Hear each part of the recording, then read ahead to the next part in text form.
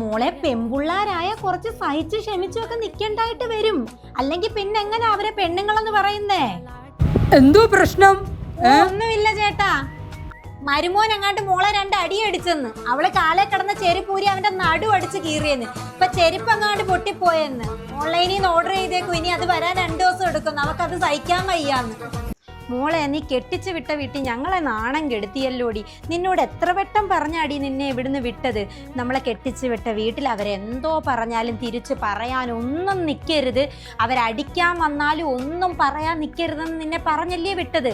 നിന്നോട് പറഞ്ഞിട്ടില്ലേ കൈ 102 കൊടുത്തിട്ട് ഈ വീട്ടിലോട്ട് ഇങ്ങോട്ട് വന്നാ മതിയെന്ന്? അയ്യോ ആരവിൻ്റെ അമ്മേ, ഞങ്ങൾ അങ്ങനൊന്നും മോളെ അങ്ങനൊന്നും പഠിപ്പിച്ച് വിട്ടതല്ല.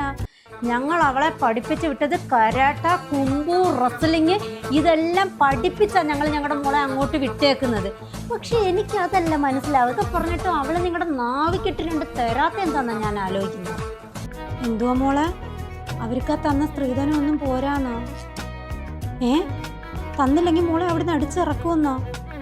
മോള് വിഷമിക്കുമൊന്നും വേണ്ട കേട്ടോ. ഞാൻ അച്ഛനെ പറഞ്ഞ് അങ്ങോട്ട് വിടാം, അച്ഛൻ്റെ കയ്യിൽ കൊടുത്ത് വിടാം. എന്തുവാന്ന് വെച്ചാ ഡിവോഴ്സ് പേപ്പർ. ഇനി ഒരു നിമിഷം പോലും നീ അവിടെ നിൽക്കേണ്ട കാര്യമില്ല. പപ്പാടൂടെ പെട്ടെന്ന് ഇങ്ങോട്ട് ഇറങ്ങിപ്പോയേക്ക്.